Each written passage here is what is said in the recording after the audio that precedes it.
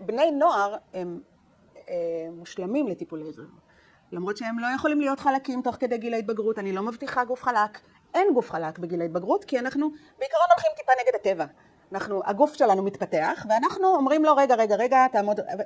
אין בעיה, אני יכולה למנוע, אני יכולה לדקק אותם, את השורשים. אני יכולה לגרום להם להיות יותר בהירים. אני יכולה שהגילוח יהיה ממש עדין וקליל, אבל להגיד שהגוף יהיה חלק? לא.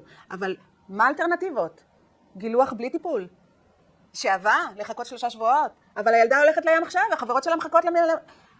אני יודעת, לדבר על הדברים בגובה העיניים ולתת להורים להבין שהם קונים לילדים שלהם באמת לא במחיר מופקע, שינוי חיים. ואת גיל ההתבגרות הם יעברו בשלום, בלי טראומות של כאבים ומריטות, בלי חתכים. הטיפול הוא ללא כאב בכלל. ידית קפואה, קרה, נעימה, שום דבר, ללא קביעות, ללא טראומות.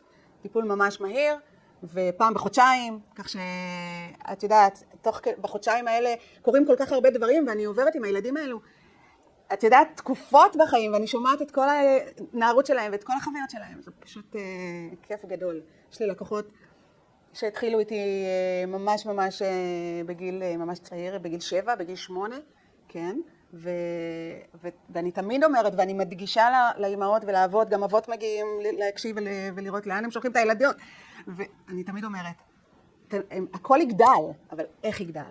הכל יגדל, אבל מה היא תעבור בין לבין? יהיה לה שקט, יהיה לה חופש.